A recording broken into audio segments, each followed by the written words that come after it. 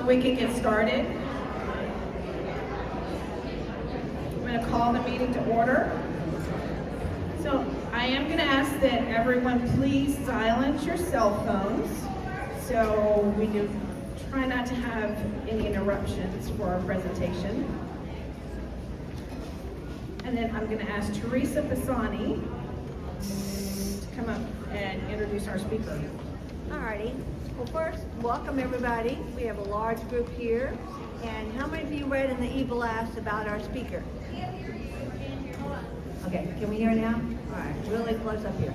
Alright, so your handouts for today were in the e-blast every week, along with the bio on the speaker. And then, get it closer? Okay. How about right here? Am I close? I'm touching the screen. Alrighty, so the e-blast had the bio about your speaker, and it also had the handouts for today. So I did not make 200 copies of the handout, okay?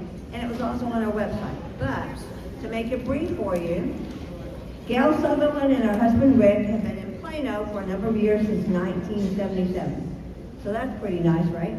Has worked as a kindergarten teacher, hence her love for education, and in various positions with mortgage bankers, insurance companies, and a paralegal at a Dallas law firm. So my condolences on the last one. Okay. Gayle has been a member of Herb Society of America for over 35 years. She's been on the national board. She's been an editor for the Herbers magazine and a wide variety of other positions. She currently is the unit chair of the North Central Texas version of the Herb Society of America. Can't hear you? I am close touching the mic. Slow down? Okay. Yeah, sorry, you're just gonna have to bear with us for a minute. If everybody could just be really quiet. We're having some speaker issues. Michael, who normally sets up our room, is out on medical leave, so we had someone else set it up. So we're just trying to check some things and see if we can get it working. Okay, can I take it off? Maybe you get closer. Okay. All right, so slow down and be louder. Okay, so she's been working, Gayle has been given a number of presentations throughout the year to the Master Gardeners.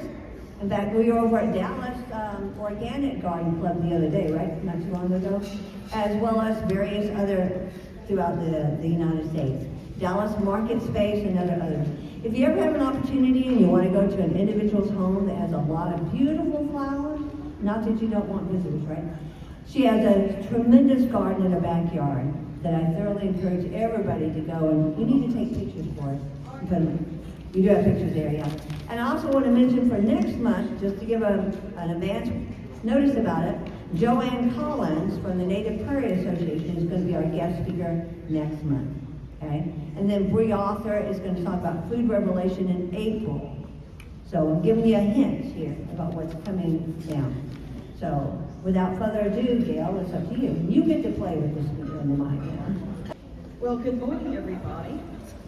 This is a big audience. I usually give presentations to much smaller garden clubs, so I'm impressed to be here. And I'll give a welcome to the new Master Gardeners, the class of 2026 that I see is here today.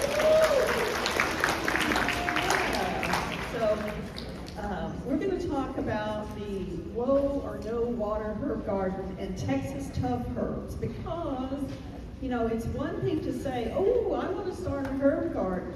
It's another thing to find herbs that will actually thrive in our area. So that's what we're going to talk about today. And I so appreciate your interest in herbs. There are just so many wonderful things about growing and using herbs. They are so fragrant, so many different uses, from culinary to perfume to medicinal, and it's just a lot of fun to grow them. So I'm glad you guys are interested in that. So this is our typical North Texas soil. This was taken on the side of my house, and this is what it looks like about most of the time of the year. Now, our soil is not necessarily nutrient deficient. It actually has a lot of things in it that plants need, But the problem is poor drainage. When it's dry, it cracks and it's like a rock. The poor plants can't get their roots through it. And then sometimes when we get a lot of moisture, which happens sometimes, then the soil tends to hold that in and become very muddy and sticky, and then the plant's roots will rot because it's too much water. Especially herbs. A lot of the herbs that will tolerate our heat do not like to have wet feet, so we have that challenge. Now the thing you have to do with this soil is amend it, and you're going to learn all about that in Master Gardeners, and I'm sure the advanced hands here know all about that, about amending your soil with organic matter. Organic matter means something that comes from something else that was living. So, mulch and leaves, and there's just a lot of different good amendments to the soil here. Compost, well-rotted manure, dead leaves and grass, all of those things are good for amending the soil. And not only do they improve the drainage, but they also give added nutrients to the soil. So when we talk about other things that herbs need, that's just one of the nice things about them is they don't need a whole lot of extra water and food once they get established. Now you want to water a new herb plant well when you first plant it. And you also will have to supplement water sometimes during the very hottest days of summer. And drip irrigation and soaker hoses are the best way to water. They conserve extra water and they don't waste it like sprinklers do.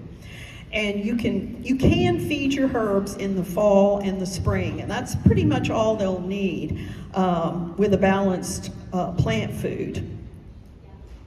Now, herbs can also be grown in containers, and they will need a little bit more feeding because you run the water out the bottom of the container when you water it, and so it kind of washes away some of the food. So, you can feed your container herbs every 4 to 6 weeks during the growing season. And of course, the Herb Society of America recommends that you only use organic methods for growing herbs, especially since many herbs are going to be used for food or medicine. So you want to, limit the amount of insecticides and herbicides that you use. Actually, most herbs don't have a lot of problems with pests. So you don't really need a whole lot of insecticides or things like that. Also use plenty of mulch with your herbs. Adding mulch to the top of the soil is one of the best water conservation measures that you can use, and it also inhibits the weeds. Okay, so let's look at some different herbs to try in our area. Oh, first of all, this is my herb garden. In the summertime. So this is what it looks like. It's really just one long border along the fence on one side of the yard.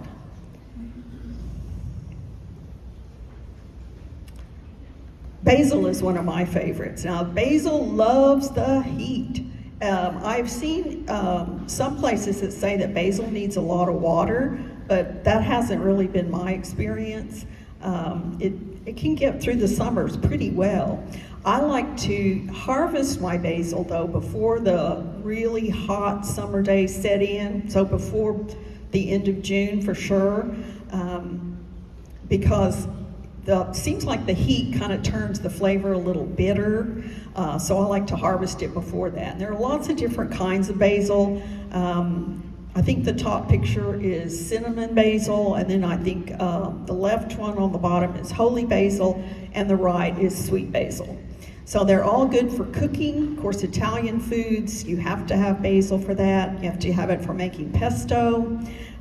It's just an excellent herb to grow. It does tend to want to bolt, so you want to keep those flower spikes cut off so that you get more green leaves. Because now the flowers are edible. You can put them in a salad or cook with them, but it's mainly grown for the leaves.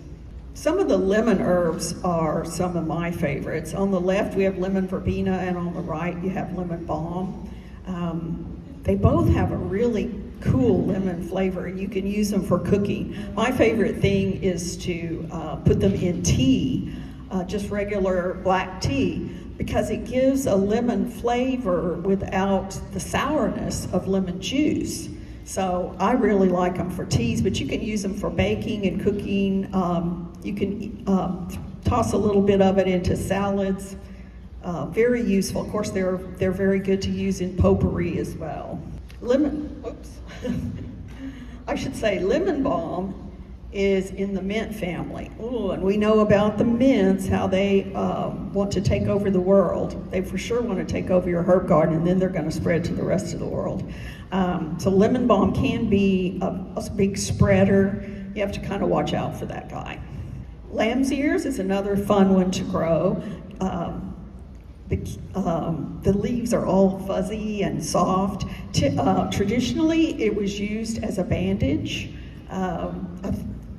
It actually has a little bit of styptic property to it, so if you like wrap a leaf around a small cut, it can help stop the bleeding, and it feels good too.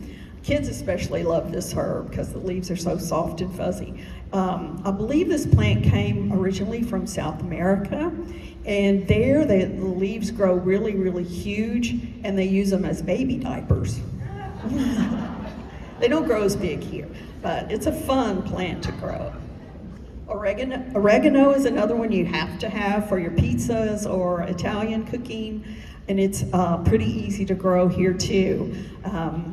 There are different kinds of oregano as well, so I always recommend when you're trying to decide which variety of herb to use, and you're at the nursery, just, without getting too much attention, just pinch off a tiny bit and smell it and taste it, and just see which flavor you like the best of whatever, basil, oregano, mint, that kind of thing. So smell and taste when you go shopping for your herbs and decide what you like the best. There's one kind of oregano called Greek oregano, and there's another that's called Italian oregano, and both of those are very good for cooking. You can just decide which one you like the best. Marjoram is related to oregano. It's a little bit milder taste, but it's in the same family, and to me, it's a little bit harder to grow than the oregano. It doesn't seem to be as long lasting. In other words, I haven't had a lot of success with it more than 2 or 3 years in a row, but oregano will last for years and years. But marjoram is nice, especially if you think the flavor of oregano is too strong. You can try marjoram. Lavender is one of my very, very favorites. And I almost didn't include it in this program because it's hard to grow. Of all the herbs that I'm talking about today, it's probably the very hardest one to make happy. This is a picture of a lot of lavender varieties that I took at a Herb Society meeting in California several years ago. And in California, it does great. They have wonderful lavender farms and things there. The problem is, again, partly the drainage of the soil. Lavender does need some water, but not too much water.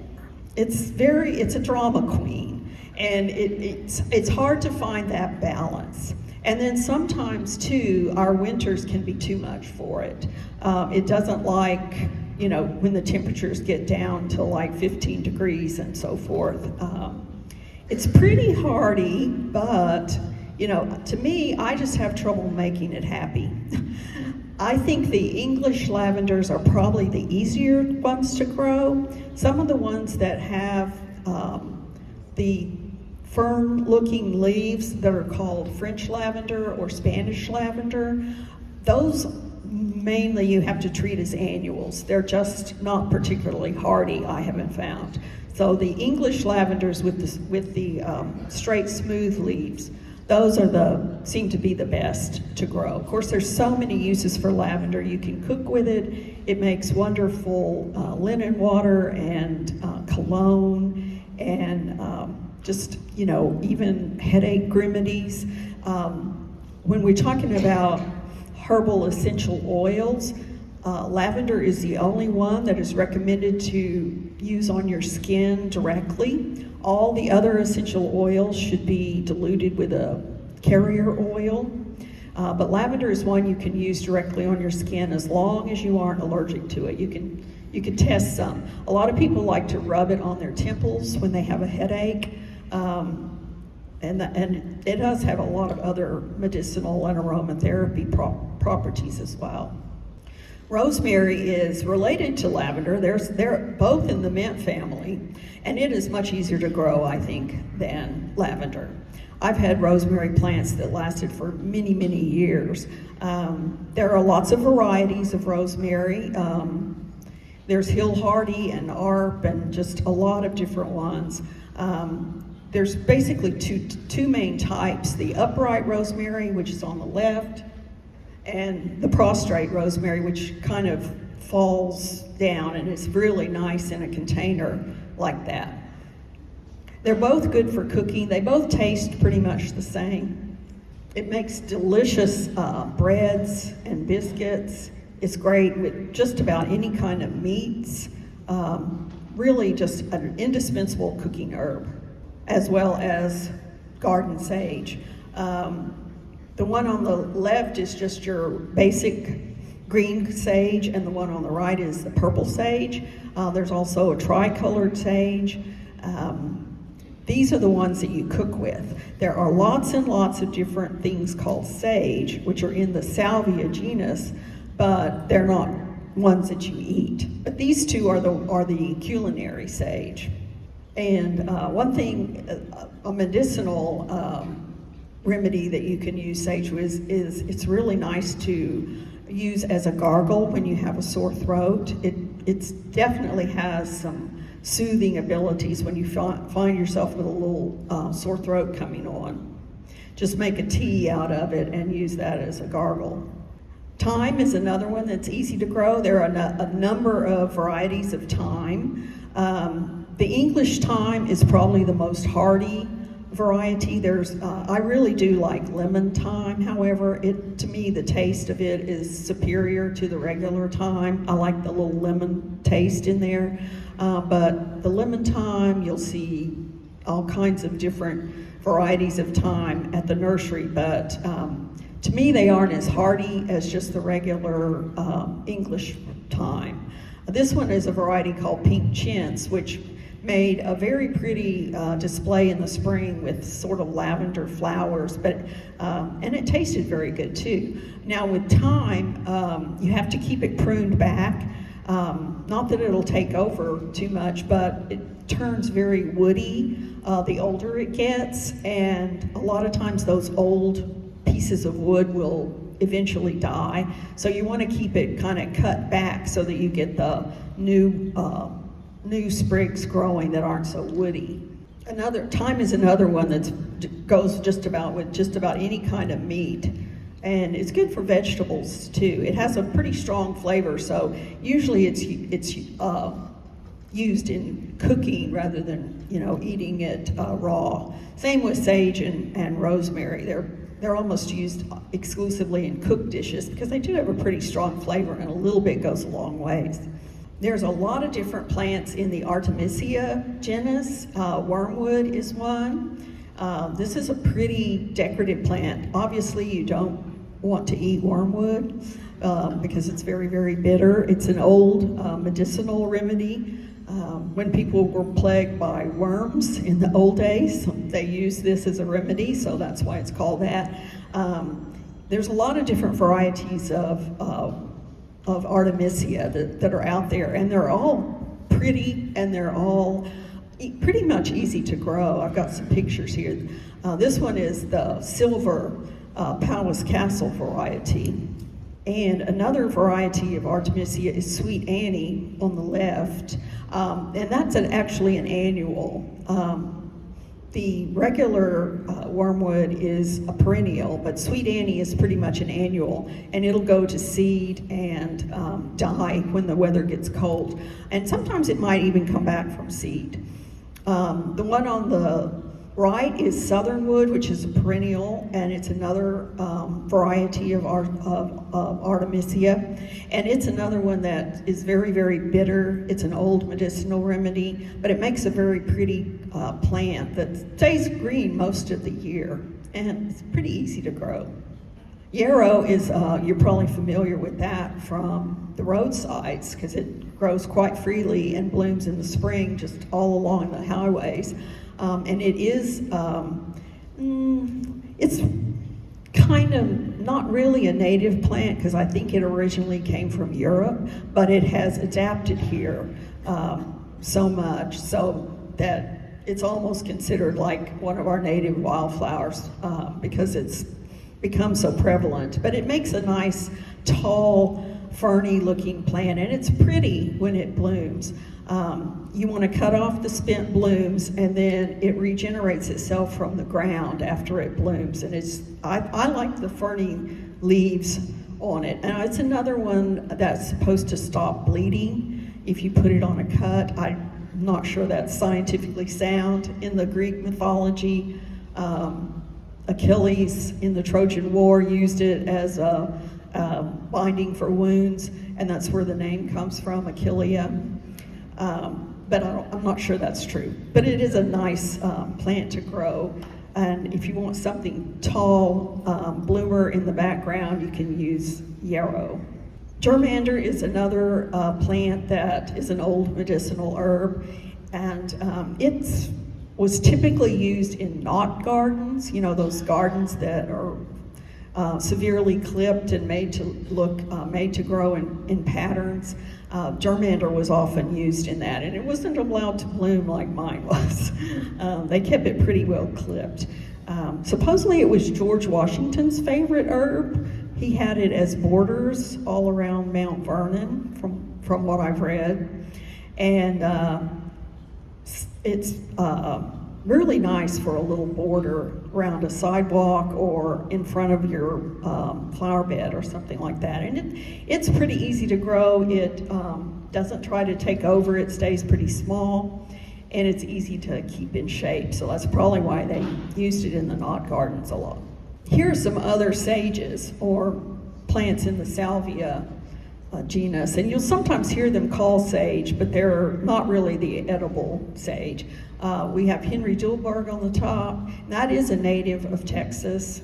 Sometimes it's called blue mealy-cup sage. And then the red one, Salvia coccinea, is sometimes called Texas sage, and it's another one that's a native. And then the black and blue sage there on the right. All of these make beautiful displays in the summertime in your garden, and they'll bloom pretty much throughout the summer. The heat doesn't seem to bother them too much, and you can easily cut off the spent blooms, and it'll put on more and more. So they might need some water during the hottest days of summer, but they're pretty drought tolerant, and they, like I said, they make a nice display in your garden. And these are just 3 of the varieties. There's a whole lot more out there too that you'll see at the garden centers.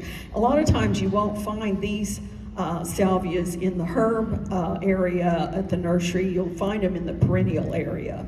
Oh, and here's a couple more. I got the indigo spires salvia, and then on the right, what they call the autumn sage, Salvia greggii. And again, they also are the same way. They'll make a nice display for you in the summertime. Starting in the spring, and they'll last pretty much blooming all the way through till the weather turns cool again.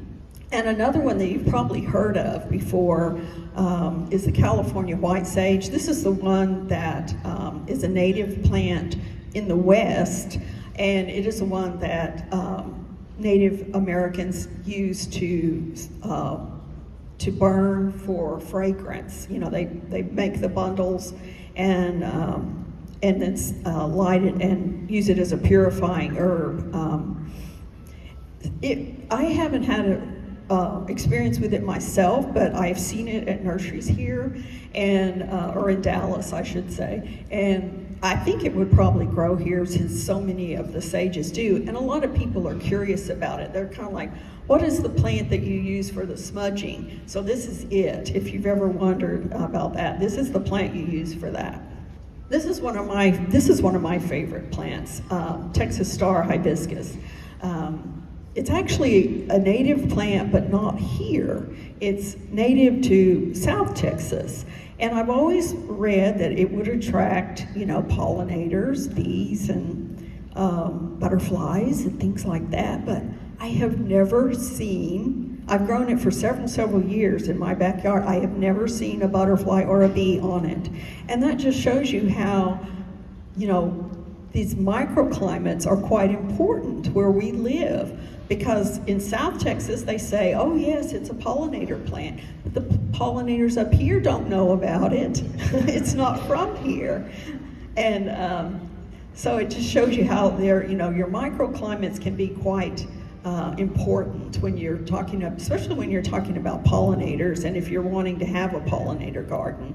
But it is a plant that's quite easy to grow here. And I've had the same plant for several years, and it always, it dies back when the weather turns cold, and you can just cut off the dead canes, and it'll just come back from the ground in the spring, and it's been very reliable for me. So I highly recommend it for the beautiful flowers, even if it doesn't attract the pollinators around here. Purple coneflower, of course, we're familiar with. That's a native plant. Supposedly the roots are full of chemicals that help with colds and things like that. So you can buy echinacea at the store as a supplement, but I like to grow it because basically it's the roots that are the medicinal part, and to prepare those is a very lengthy, time-consuming project to get them clean and pure. So it's better if you want it just to buy the supplement at the store. But I grow it for the flowers. This is another one that's quite easy to grow, and the flowers bloom pretty much all through the summer. This one's a little bit of a late starter. It usually doesn't come around until the end of May or something like that with the blooms when the weather is nice and getting warm, but then it'll bloom for you all summer long. And I've read that when the flowers fade, the yellow part in the middle there in the center turns black, and that's the seeds. And I've heard that the birds will eat those, but I've never seen that happen. Maybe birds in other places do that, but I've never seen any birds eat the seeds, even though I've left them there for them. But actually, it doesn't really come back from the seeds. It's a perennial, and it will come back from the ground every year. But you can always try collecting the seeds and seeing if they'll germinate for you in a different place or something. Another one of my favorites is a Texas lantana.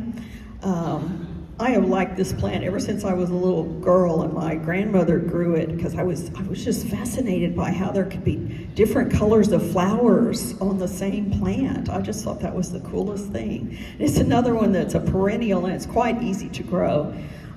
It'll die back from the ground, but a lot of times it does come back for you. I'm not sure of any herbal uses for it. It's just an easy plant to grow that looks nice in your herb garden. And I should warn you too that this plant, unlike pretty much all the others I've talked about, this one is toxic to pets. So if you have an animal that's curious and likes to chew on leaves, you might not want to grow the Texas lantana. Yaupon holly is another native plant that you can easily fits into a herb garden. The Native Americans used to use this and use it in their ceremonies, but actually now we have found out that the leaves, if you roast them, can actually make a tea. And you can buy this. I think this company is from Austin, and they sell Cat Spring Yaupon tea. And you have to roast the leaves and process them and so forth, but it supposedly is a quite delicious tea, and it is one of the few plants actually probably the only plant in North America, and only one of 2 plants in North and South America that has caffeine in it that you can drink. So it's like similar to black tea that does have caffeine. So if you want something different to wake up in the morning, you can try the Yopon tea. Okay, I think I'm about finished. Okay, some interesting websites to visit. This is our unit website for the North Texas unit of the Herb Society of America. We have a website, and then the second one, herbsociety.org, that is the national website of the Herb Society of America. And the third one is wildflower.org, which is the website for the Lady Bird Johnson Wildflower Center, which has a plant identifier in it, and it's very, very useful. It doesn't have a lot of the traditional herbs, but it has loads and loads of native plants that you can look at. So if you happen to see a plant growing somewhere, it's a good way to try to look it up. Let me tell you just a little bit about the Herb Society of America. It is a national organization that you can join either as what they call a member at large or as a unit member. There are units stationed all over the country, but not necessarily maybe where you live. So if you don't have a unit nearby, you can always join as a member at large. Now, the closest unit around here is the North Texas unit, and we meet in Plano. We meet the 4th Saturday of every month. We have a program and usually a short business meeting, and then social time as well. So the 4th Saturday at 10 o'clock, if anybody is interested, talk to Teresa Posani, and she can give you the information about the meeting location. Raise your hand, Teresa. There's Teresa right here on the front. So if you're interested in the trip up to Plano to come to one of our meetings, you're certainly welcome to do so, and Teresa or I can give you that information. Our meeting that's going to be on February the 28th will be on the herbs of Hawaii and their uses. Please do check in the herbsociety.org website. It has recipes, it has a lot of herb. They have the herb of the month, and those are all archived, and they are very comprehensive information about individual herbs. I think you would enjoy that as well. We have a few brochures about the Herb Society of America, not enough for everybody, I'm sorry. But if you're really interested in joining the Herb Society, we would certainly welcome you, and you can pick up one of those. I think that covers it for me. Does anybody have any questions? Yes, there are a lot of herbs that you can sow directly, and some you can't. Dill, basil, parsley. Those are 3 that I have used. Fennel, those are ones that are pretty easy to sow directly. A lot of the ones like mint, rosemary, lavender, sage, no, the seeds are too, I don't know, they just don't germinate well. So it's always recommended to buy transplants, or you can also make cuttings of those herbs to propagate them as well. Oh yes, there's so many different ones. Lavender is one, and mint, rose petals. A lot of these are not, I didn't include them on my program. They're herbs, but they not necessarily low water ones. Rosemary, lavender, roses, anything that you like the fragrance of, you can definitely use that in potpourri and sachets. Usually you put in a little bit of spices in those, like some cinnamon or ginger, or nutmeg or powdered spice, and that helps keep the fragrance make it last a little bit longer. You can also dry your fragrant herbs in salt. You can layer the fresh herbs in a jar with layers of salt, and dry them that way and make a sachet too. Yes, a lot of them, if they die back and they look really dead on the top, yes, I will cut those back. Some of them don't really do that a lot, like your yarrow, lavender, rosemary. Some of those will stay, looking pretty decent even in the wintertime and the thyme. So those I will take care of in the spring. The ones that kind of make it through the winter and they're not completely dead on the top, then I'll just kind of clean those up in the spring. But if it really looks completely gone, like the Texas star hibiscus, I have a plant called lemon eucalyptus, which is a tall plant, and it totally dies back when it's cold. So those I will cut back to the ground. Not as much as you might think. The mints are kind of one of the notorious ones for that because they will hybridize themselves. So a lot of times people don't want to plant different types of mints together. But one thing is, a lot of the herbs that we buy, they have already been hybridized. Basil, oregano, mints, lavender, thyme. A lot of those are already hybrids that you buy at the nursery. So they're not gonna really, they're sterile. So they're not really gonna mix and mingle too much. But supposedly mints are especially one of the most notorious for doing that. I also have a collection of scented pelargoniums that I grow in containers, and they're not included because they do take a lot of water in their containers. And I have hybridized accidentally a couple of those where they do make seeds, and where I had a completely different one come up that wasn't like the others. So it can happen, but it doesn't happen as much as you might think. I've never tried that myself. I've seen pictures and read instructions on that, and I don't see why you couldn't do that with herb plants. I would probably want to stay away from the real invasive ones like mints and some of those that just want to take over everything. But I don't see why you couldn't do that with herbs as well. Oh, it was keyhole gardens. I'm sorry. Yeah, keyhole gardens. I think you could do that with herbs as long as you didn't get the real invasive ones in there. Yes, there are some. She asked if there's any herbs that you can grow in a pot outside and then bring indoors into the house. The problem with it is that herbs require a lot of sun. And most of them that I've talked about, they love sun, and you really pretty much need to grow them in the sun. It's easy to grow herbs in containers. Now, when you grow them in containers, they don't necessarily have to be in the full sun, but they have to be in a pretty bright spot. So when you take them inside, they tend to kind of get leggy, and some of the leaves may drop off. But it can be done. But you want to try and find the very brightest spot that you could put them in, like a south or west exposure.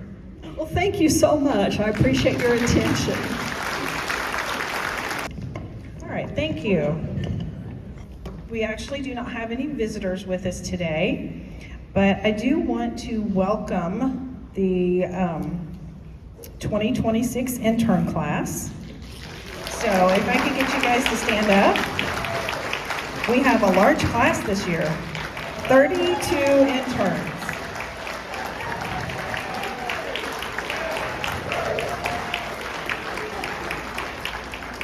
And I also want to recognize their coordinators, who are Mindy Wittenberg and Karen Scott, if they would stand up. And then the advisors this year are Michelle Burrows, Jessica Daisy, Marie Lofton, Laura Mimu, Barry Green, and Rick Heim. So we have a great class going this year. And then last night I had the privilege of attending the graduation for the 2024 Mod Squad class and the 2025 intern class. So we have new members with bright, shiny new white badges. So if any of you are a graduate from last night, if you would stand up. So these are our newest members.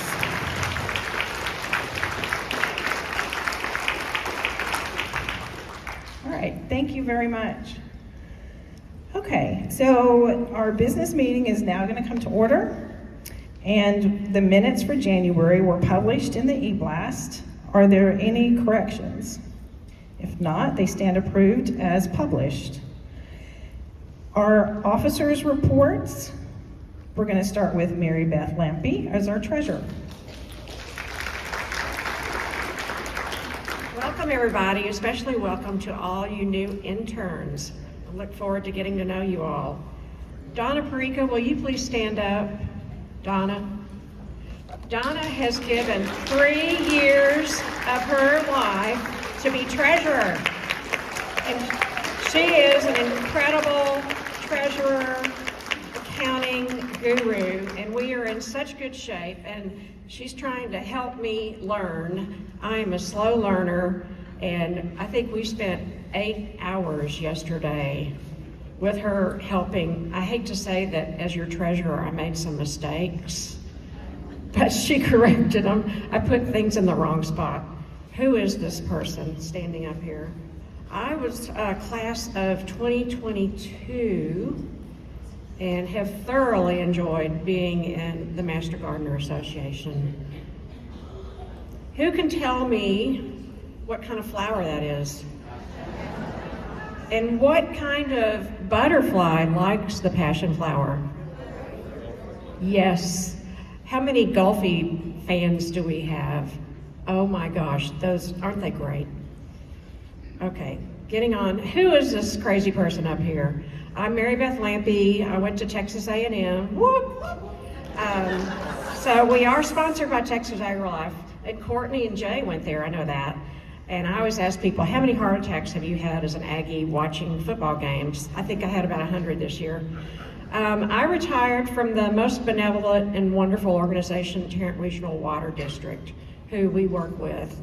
I worked there for 13 years, and about 15 years, and enjoyed working there tremendously. Here are some of the loves of my life. My 2 crazy cats, who we burn the fire for, my 2-year-old and 6-year-old granddaughters. I'm also a master naturalist, and here I am holding a snake. I like snakes. They're just, I know Anne and Hester are master naturalists, and that's my husband and I, who's also an Aggie. Here's the statement of financial position. We have $152,909 in our checking account. Jay owes us some money. This is the county extension agent account. So our total assets and total liabilities are $175,414.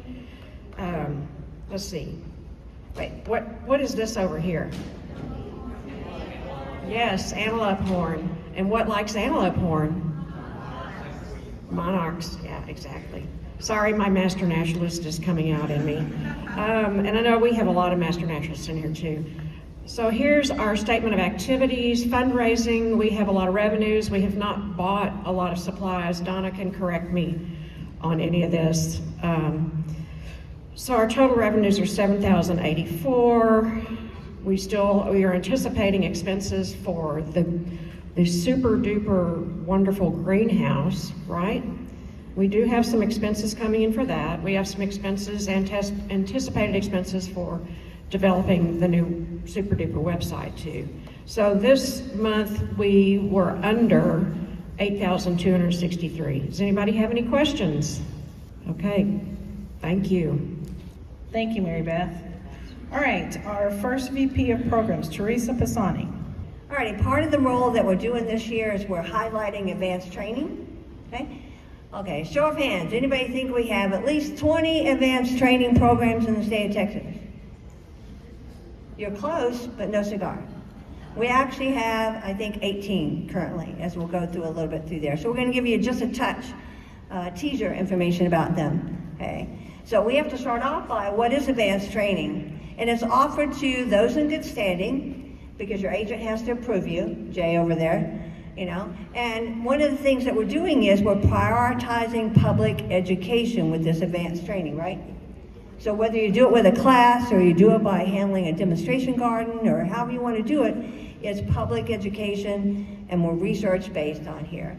And we do have requirements for 16 hours of education, at least a minimum.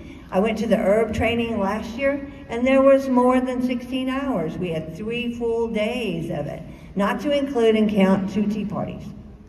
Guess where I was having fun at, the tea parties. But it's kind of fun. And again, this is in addition to your regularly scheduled opportunities there, okay? So here are some of the ones, and some of these we see quite often because in March we have one coming up. But budding and grafting, composting, we have a number of those. We'll go about that. Earthkind, entomology, the bug people. I joined that group this year. Greenhouse management, herbs is a fairly new one. And hint, hint, we have another new one coming this year, which I will tell you about as soon as I have a date that they're offering it. And don't everybody line up, because remember, we only have 2 people per county. Junior Master Gardener, oak wilt, plant pathology, propagation is one we offer here, rainwater harvesting, trees and tree care coming up in March, okay? Turf grass, vegetables. I attended one of the vegetable advanced training last year, and where are my other compadres?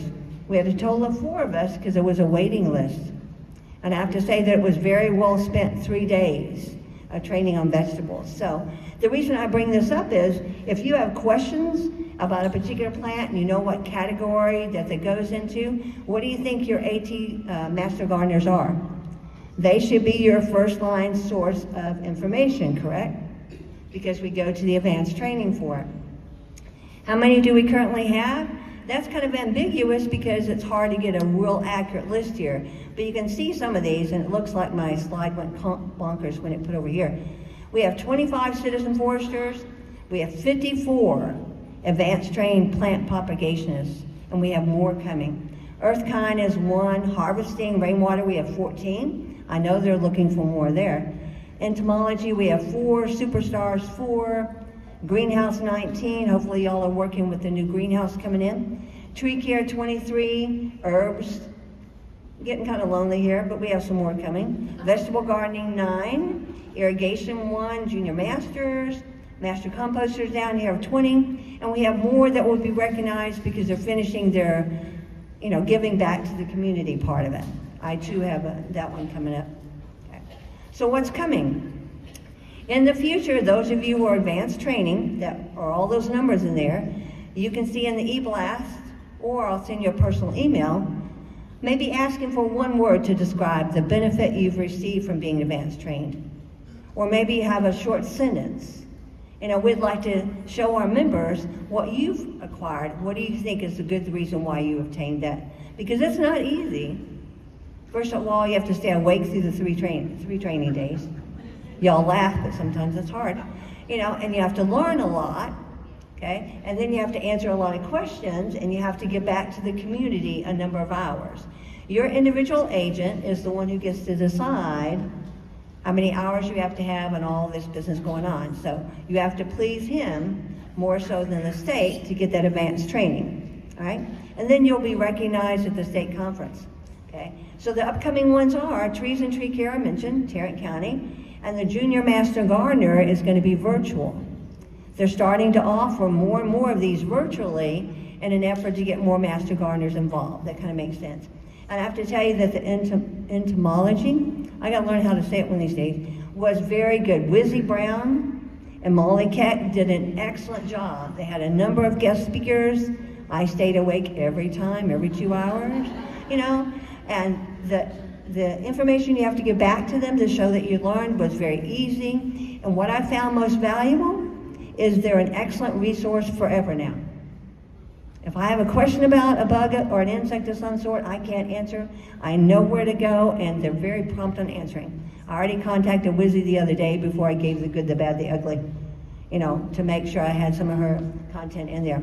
So more to come. So don't ignore my email, because I'm persistent, okay?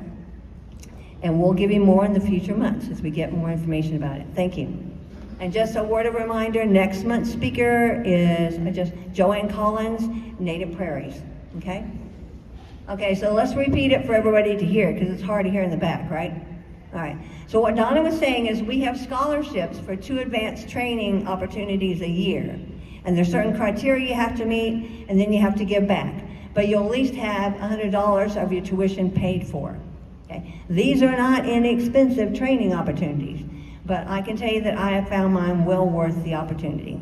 So does my husband, because I don't kill as many plants. Thank you. I thought you were going a different direction with that when you were talking about your husband, so. Okay, I'm glad you clarified. All right, our second VP Ways and Means, unfortunately Lori is out with a stomach bug, but Deborah Rosenthal. Okay, so Deborah Rosenthal is not going to give it. It's going to be Greg Hubbard. We're having a planning meeting for the plant sale, February 13th, 1801. What time, Deb? 1 o'clock. Anyone is interested should come. It's a lot of planning going on for the plant sale, which, by the way, is April 18th. So go ahead and put that on your calendar. We're going to need a lot of volunteers, a lot of help. So be prepared for that. Let's see. I've got a report on the bulb sale. The bulbs and fertilizer sales both end on the 15th of this month, so be sure and get your orders in for those. And Dave Wilson has also added an additional fertilizer, and it's, let's see, it's APF lawn food, and it's 15,510 for 40 pound bag is $23. It'll be on in the next week's e-blast, and it'll also be on the e-store. Deb's putting it on there. The bulbs March 5th, and the fertilizer the 15th of this month. Okay. Is that right, Dave? The raffle. Number 1, the corn plant, Berry Green. Congratulations. The love sign, Judy Retless. The paper white and the candy, Liz McCarthy. Oh, cookie sheet and etc., Gayle Johnson. Flower vase and candy, Beth Williamson. Spineless yucca, Faith Wendell. She's taking Otto's place as a consistent winner in the raffle. And the plants were donated by Rosemary Schwartz, so we want to thank her. She's asking if they want ordered fertilizer day, who they give their orders to. I guess we'll take it in the back there, and we'll make sure it gets turned in to the right people, okay? Do it online too. Shop. Yeah, and it's still online. You can, if you want to do it online, but if you want to do a check, we can, or charge card, we can do that today too, okay? Yes? How big are the bags of fertilizer? I think they're 40 pounds. Yeah. Okay, thank you. Okay, our extensions agents report, well, first of all, Jay wasn't supposed to be here today, and then he decided he was going to be here today, but he said, well, he has nothing, so he's really not going to get up and talk to you anyway. So, good work, Jay. Okay, so, but we are going to have Courtney Davis come. She has a request that she has. You get the stand-in today, I apologize. Good morning, how's everybody? I'm so excited to be here with you guys this morning. I've missed y'all, I've missed my friends. It was great seeing some familiar faces and some not so familiar, getting to meet some of you. I was asked actually to come today and put in a shameless plug for a program that we have coming up that we need some assistance with in our office. Y'all should have gotten, you can all see this, isn't it beautiful? You should have gotten an e-blast. yesterday about a program that we have coming up called Color Me Healthy. We've got 5 schools that are signed up to do this program. We are teaching young kids to try new fruits and vegetables. This is a little bit outside of the Master Gardener area of expertise, but I know that y'all are a group of motivated volunteers that love giving back and love working and helping our youth of Tarrant County to be healthier and happier. So the request is, we've got 5 schools, about 700 kids that are going to be trying new fruits and vegetables over the next couple of months. We, on the backside of that, have to do some food prep in our office.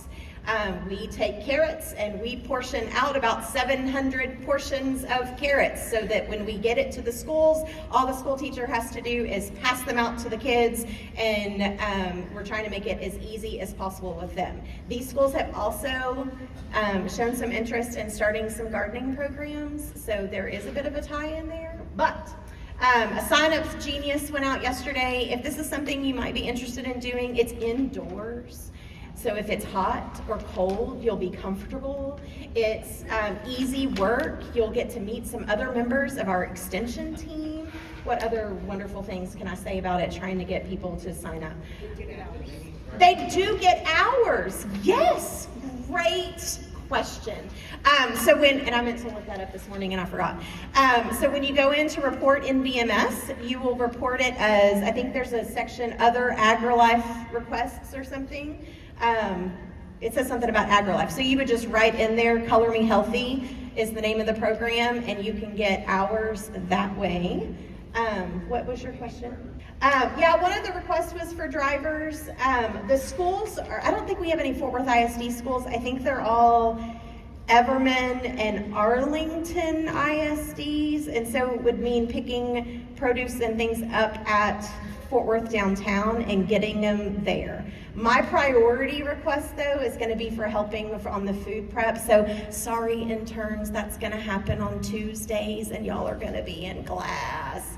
But the rest of you, we got you. So good questions. Any other questions about that? That was all in the e-blast. Tuesdays, it is here, sorry. Tuesdays, February 10, 17, 25, March 3, 10, 24, 31, and April 7. And then Wednesdays, we do a quick bag stuffing, so it's like an hour if you want to come downtown between 8 and 9. That's not priority. My priority request is going to be Tuesdays. And then Wednesdays, helping from about 8:15 until whenever you get things delivered to Arlington, Everman. I think those are the campuses. I did want to piggyback a little bit on what Teresa was talking about with the advanced trainings. That is a great opportunity for all of you to go and get more information and become kind of specialized in a certain area. With 300 master gardeners though, and us only able to send 2 per county per year per training, we get inundated with requests at the office. So when we were without an agent and I was serving as agent for a while, we created kind of an application process for those advanced trainings.